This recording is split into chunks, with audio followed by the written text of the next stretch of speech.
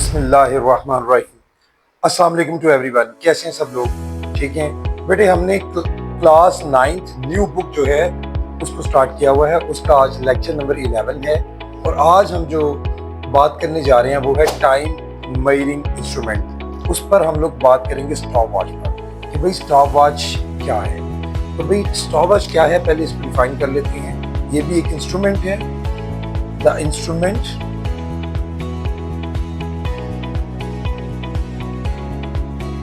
which is used to measure the duration of time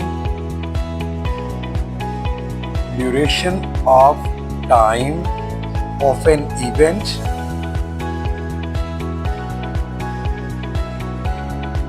is called stopwatch। जी, क्या मतलब हुआ इसका? मतलब स्टॉप वॉच बेटे एक ऐसा समझ लें कि हमारे पास मेजरिंग इंस्ट्रूमेंट है कि जिसकी मदद से हम लोग टाइम इंटरवल या टाइम ड्यूरेशन जो है वो फाइंड आउट कर सकते हैं। ठीक है जी। अब इसकी मजीद कंस्ट्रक्शन में देखें तो क्या है कि अगर हम इसको देखें गौर से तो इसमें हमें 2 नीडल्स नजर आ रही हैं। कितने नीडल्स हैं इसके अंदर? 2 नीडल्स हैं इसके अंदर। ठीक है। 1 नीडल जो है वो रिप्रेजेंट करती है मिनट को और दूसरी जो है वो सेकंड को करती है।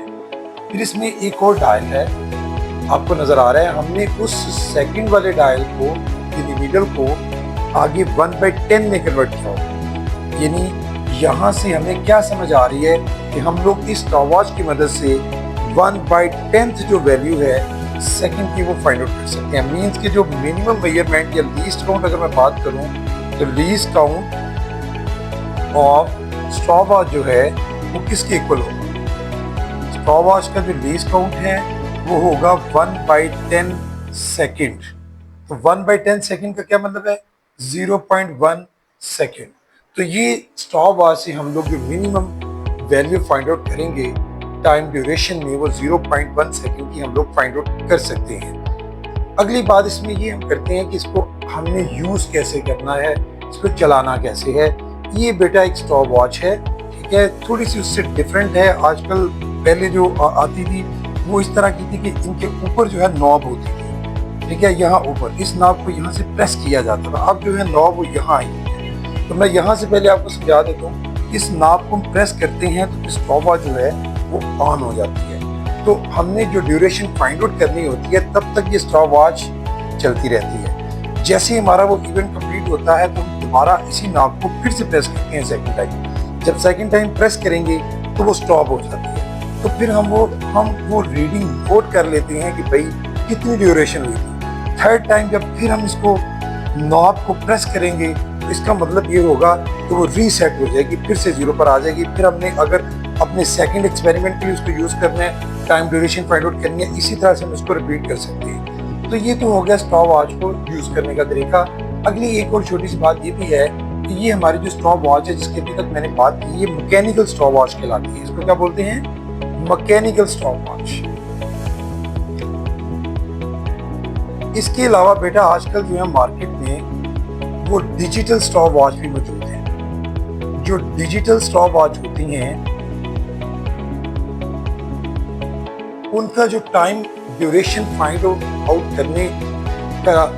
करना है वो इससे भी ज्यादा छोटी वैल्यूज तक हमें फाइंड आउट करके देती है। यहाँ पर हमने 1/10, तो जो डिजिटल स्टॉप वॉच है वो 1/100 सेकंड तक वैल्यू को फाइंड आउट करके हमें दे सकती है। मींस इसका अगर हम लीस्ट काउंट की बात करेंगे, least count of digital stop watch, इसका जो लीस्ट काउंट होगा वो फिर क्या होगा? 0.01 सेकेंड। तो ये बेटा था स्टॉप वॉच के बारे में और इसके बारे में बहुत ज्यादा डिटेल्स में जाने की जरूरत नहीं है। मजीद मैं आपके लिए बुक से इसकी रीडिंग भी कर देता हूँ स्टॉप वॉच की। आपको पेज नंबर 17 देखना होगा। इसके लिए पेज नंबर 17 उस पर जरा आ जाएं, हम लोग इसकी थोड़ी सी रीडिंग भी कर लेते हैं। तो स्टॉप वॉच देखेंगे, the duration of time of an event is measured bye a stop watch. ठीक है जी। स्टॉप वॉच क्या है कि जिसकी मदद से हम टाइम की ड्यूरेशन फाइंड आउट कर सकते हैं किसी भी इवेंट की। It contains 2 needles, one for seconds and other for minutes, जिस पर हम बात कर चुके हैं। एक सेकंड के लिए होती है नीडल, दूसरी मिनट्स के लिए। The dial is divided usually into 30 big divisions. ये जो डायल आपको दिखाई दे रहा है इसमें जो आपको छोटी छोटी डिवीजन्स हैं, ये कितनी है टोटल? ये 30 big divisions, each being further divided into 10 small division. इसके दरमियान अगर आप देखेंगे जो मैंने अलग करके निकाला है वो 10 डिवीजन्स हैं, यानी एक बिग डिवीजन के दरमियान जो मजीद स्मॉल डिवीजन्स हैं वो 10 है।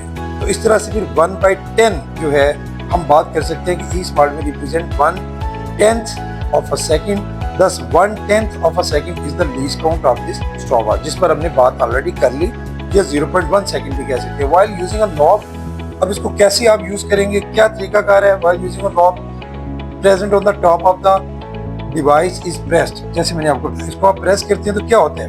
This results in the starting of the stopwatch, stopwatch start हो जाती है।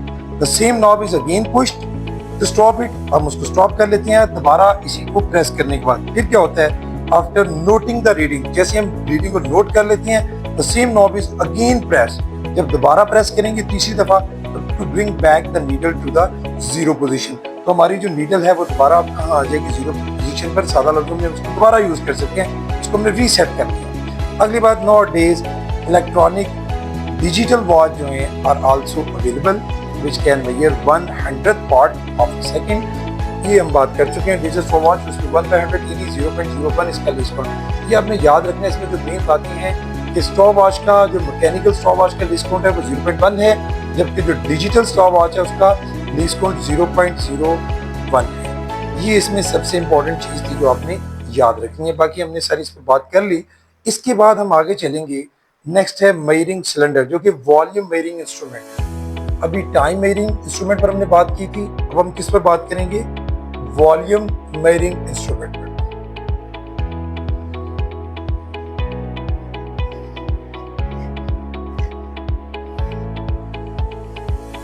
जी, हमारा नेक्स्ट टॉपिक आज का है वॉल्यूम मेजरिंग इंस्ट्रूमेंट। तो भाई वॉल्यूम मेजरिंग इंस्ट्रूमेंट जो है वो हमारे पास क्या है? Measuring cylinder. इसको हम किस लिए यूज करते हैं? It is used to find the volume of the volume find out कर सकते हैं वाटर का भी, और वाटर के अलावा जो है हम लोग किसी भी ऐसे सॉलिड का जो अनडिजॉल्वेबल है, जो कि वाटर में डिजॉल्व नहीं होता, हम उसका भी वॉल्यूम जो है वो फाइंड आउट कर सकते हैं। यानी इसको किस लिए यूज किया जाता है? क्या डेफिनेशन है इसकी? It is used to find the volume of water, या ब्रैकेट में मैं लिक्विड भी कर देता हूँ, ठीक है जी। लिक्विड वाटर चूंकि एक लिक्विड है, और भी दूसरी चीजों का भी फाइंड आउट किया जा सकता है, मिल्क और डिफरेंट चीजों का। तो वॉल्यूम ऑफ वाटर और लिक्विड, ठीक है, एंड और किसका? अनडिजॉल्वेबल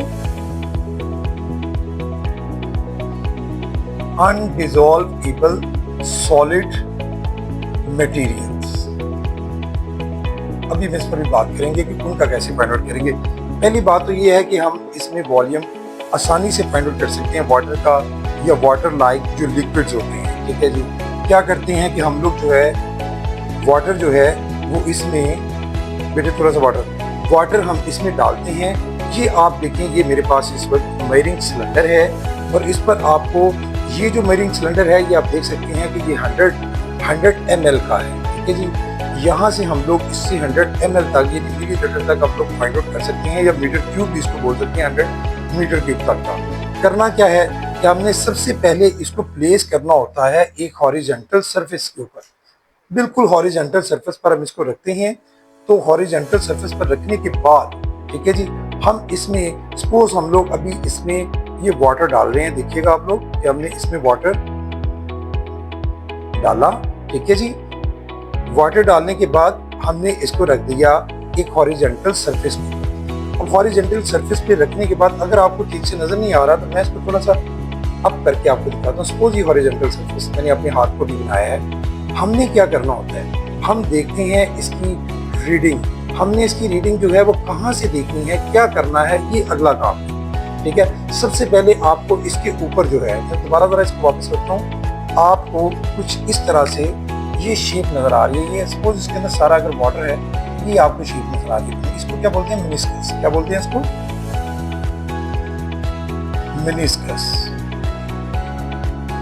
अब ये जो मेनिस्कस है, ये जो आपको जो शेप नजर आ रही है मेनिस्कस, इसको कैसे देखना होता है, कैसे रीड आउट करना होता है। जब हम वाटर का देखते हैं तो वाटर के लिए आपने याद रखना है तो जो लोअर लेवल मेनिस्कस का कौन सा लेवल है, ये लोअर है और ये इसका अपर पार्ट है, ये इसका अपर पार्ट है। आपने अपर पार्ट को रीड नहीं करना, आपने कहाँ से रीड करना है, इसके लोअर पार्ट। कहाँ इसका लोअर पार्ट जो है वो टच कर रहा है इसकी रीडिंग के साथ, यानी ये वाला जो लोअर पार्ट है आपने इसको देखना होता है, अपर को नहीं देखना।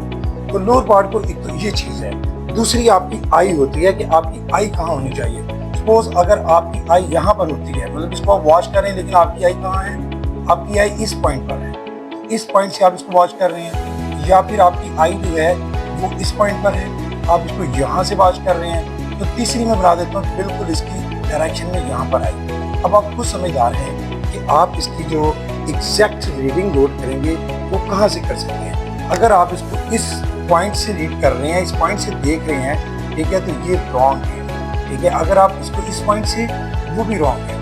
एग्जैक्ट पोजीशन इसकी होती है बिल्कुल एक्यूरेट। सपोज मैं अगर इसको रीड करने जाऊंगा तो देखिए मैंने इसको हॉरिजॉन्टल सरफेस पे रखा, तो मैं इसको अगर यहाँ से रीड कर रहा हूँ साइड से, मीन की ये रॉन्ग पोजीशन होगी मेरी। ये जरा आपके लिए प्रैक्टिकली, मैं अगर इसको यहाँ से रीड करने जा रहा हूँ, ये भी रॉन्ग पोजीशन होगी। एग्जैक्ट पोजीशन क्या होगी कि मैं बिल्कुल, मेरी जो आई होगी बिल्कुल इसके सामने, और मैंने इसका ये वाला पॉइंट रीड आउट करना है। जो भी इसकी मतलब यहाँ पर जितनी मेजरमेंट होगी एग्जैक्टली इसके सामने से मैं रीड आउट करूँगा, ठीक है। ये तरीकाकार होता है इसको मेजरिंग सिलेंडर से आप करेक्ट जो वॉल्यूम है वो फाइंड आउट करने का।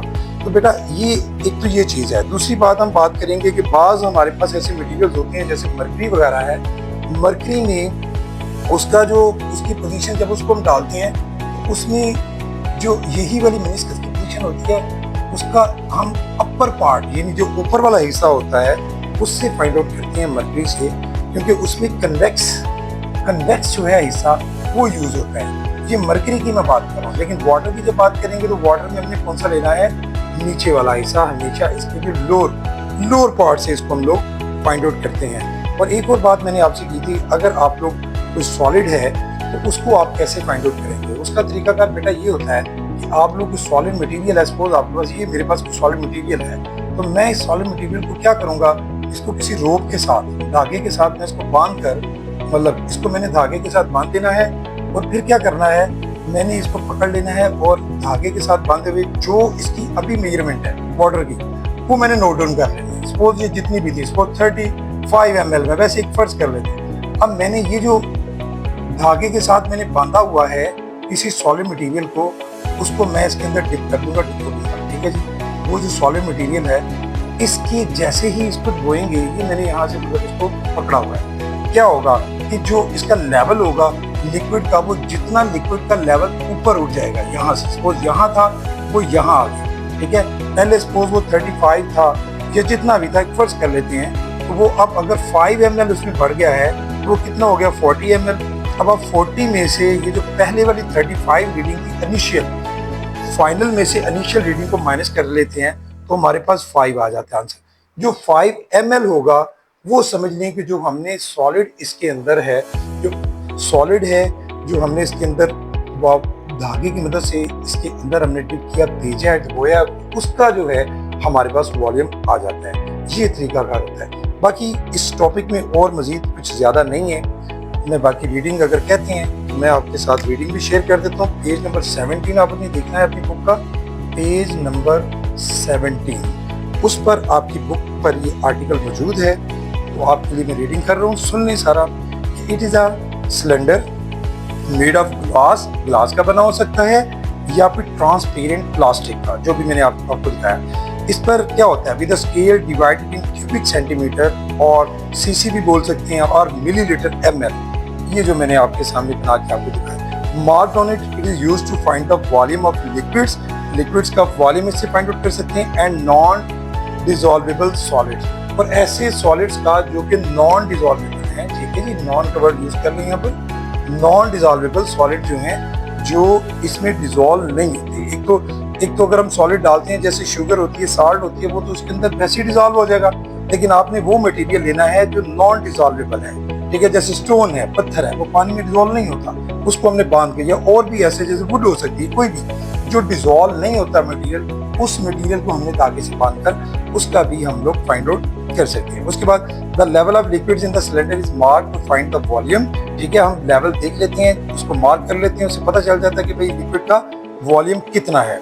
इन order to read the volume correctly the cylinder must be placed on a horizontal surface. जो मैंने शुरू में बात की, इस सिलेंडर को हॉरिजॉन्टल प्लेस पर आपने इसको रखना है। And the I shall be kept in level with meniscus of water surface. ठीक है, जहां पर इसका मेनिस्कस है आपने बिल्कुल उसके सामने आपकी आई आनी चाहिए। अगर सामने नहीं होगी एग्जैक्ट वैल्यू नहीं होगी। तो the meniscus is the top level of the liquid surface.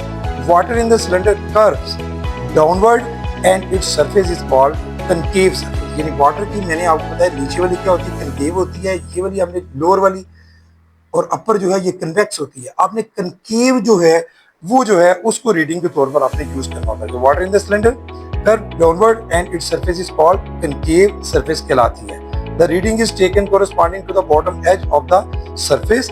The mercury in the cylinder curve upward. Mercury की मैंने बात की कि इसकी कर्व अपवर्ड लेनी है, जो किस शेप में है, कन्वेक्स। ठीक हो गया।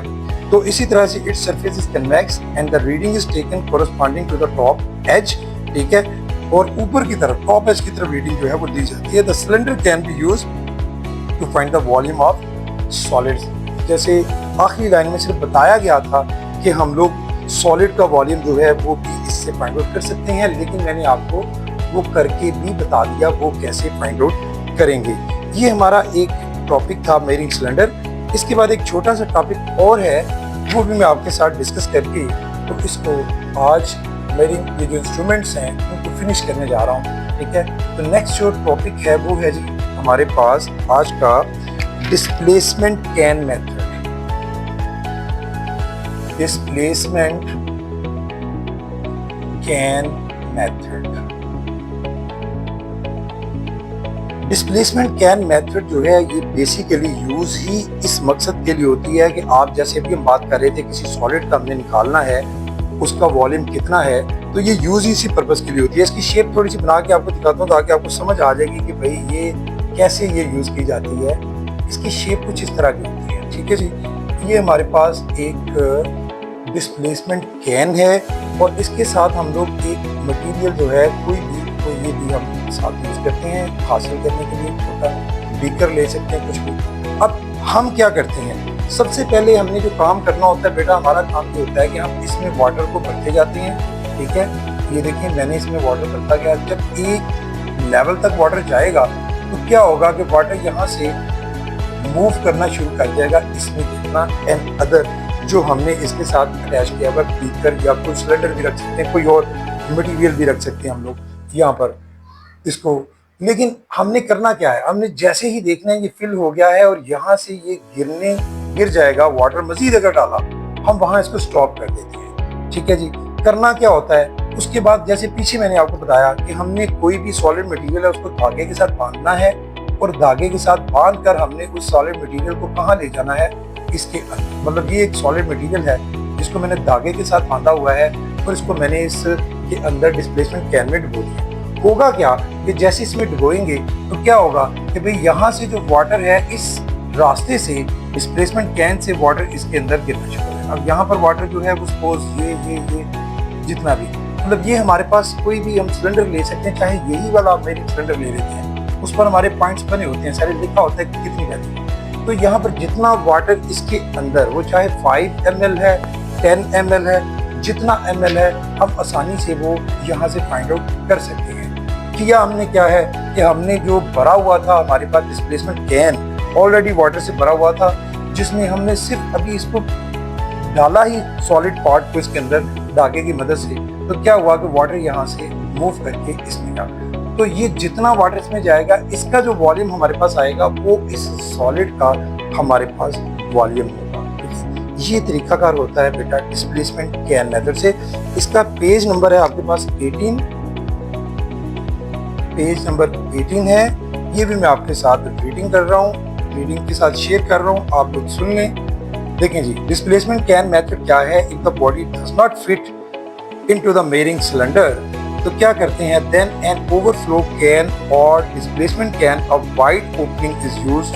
ठीक है जी, ये वाइड ओपनिंग वाली हम यूज करते हैं। Place the displacement can on the horizontal table. पहला काम ये इसका भी वही है कि ये जो डिस्प्लेसमेंट कैन है, जैसे मैंने अभी आपको सिलेंडर के वाले से बात की थी, जहाँ इसको प्लेस करना है वो हॉरिजॉन्टल सरफेस होनी चाहिए प्रॉपर तौर पर, ठीक है। उसका लेवल होना चाहिए, ये नहीं कि उसका लेवल अगर पहले से नहीं होगा तो फिर ये आपका एक्सपेरिमेंट सक्सेसफुल नहीं हो सकता। तो place the displacement can on the horizontal table, pour water in it until it starts overflowing. मतलब उस वक्त तक पानी आपने, जैसे मैंने बताया, डालते जाना जब तक वाटर यहाँ से, ये जो पॉइंट है यहाँ से ओवरफ्लो नहीं कर जाता, ठीक है जी। तो उसके बाद पोर water it starts overflowing through its opening. Now tie a piece of thread to the solid body. किसी solid body के साथ आप धागे के साथ उसको बांध दें and lower it gently, यानी आराम से नरमी साथ into the displacement can में उसको भेज दें। क्या होगा? The body displaces water which overflows through the side opening. ये जो side opening है, यहाँ से पानी जो है वो गिरना शुरू हो जाएगा, ओवरफ्लो करना शुरू कर देगा। वाटर और liquid is collected in the beaker, जैसे मैंने आपको बताया किसी बीकर में, and its volume is measured by the measuring cylinder. दोनों तरह से कर सकते हैं, चाहे बीकर में डाल के, ये जो बीकर है बाद में आप मेयरिंग सिलेंडर में डाल के उसको मेयर कर लें, या आप यहाँ पर कोई मेयरिंग सिलेंडर भी मतलब रखते हैं, मतलब इस तरह से फिट करते हैं, तो वो मेयरिंग सिलेंडर में डायरेक्ट जाकर उससे भी फाइंड आउट हो सकता है। लेकिन बेहतर ये है कि इसके मुताबिक छोटा को बीकर ले लें। बीकर से क्या होगा, जितना वाटर होगा वो आप उसको उंडेल सकते हैं दोबारा मेयरिंग सिलेंडर में, तो उसमें जाकर जितनी वैल्यू होगी वो आपको फाइंड आउट हो जाएगी। The water of liquid is collected in the beaker and its volume is measured by the measuring cylinder. This is equal to the volume of solid body. जो इसकी वैल्यू हमें यहाँ से मिलेगी, वो 10 मिलती है, 15 मिलती है, वो किसकी होगी, किसका वॉल्यूम होगा? उस वाटर का वॉल्यूम इस सॉलिड की वजह से हुआ है, तो वो उस सॉलिड का वॉल्यूम होगा। ये तो बेटा आज का आपका बेसिकली टॉपिक, जिसमें हमने स्टॉप वॉच को डिस्कस किया, ठीक है। उसके बाद हमने मेयरिंग सिलेंडर को डिस्कस किया और देन डिस्प्लेसमेंट कैन मेथड। तो इनको आप अपने घर में भी, ये बहुत ज़्यादा ऐसी चीज़ें नहीं हैं, इसके आप छोटे छोटे एक्सपेरिमेंट करके प्रैक्टिस कर सकते हैं। ये भी सारा उसी तरह का है कि अंडरस्टैंडिंग इसकी होनी चाहिए, करना क्या है, कैसे करना है। अगर आपको ये समझ आ जाती है तो आप इसको आसानी से लर्न भी कर सकते हैं, प्रिपेयर भी कर सकते हैं। पहले है अंडरस्टैंड, और प्रैक्टिकली करके आपको ज़्यादा समझ आएगी। इंशाल्लाह उम्मीद करता हूँ कि आपको इस टॉपिक की समझ आ गई होगी। घर में एक बार प्रैक्टिस ज़रूर कीजिएगा। Thank you very much. अस्सलाम।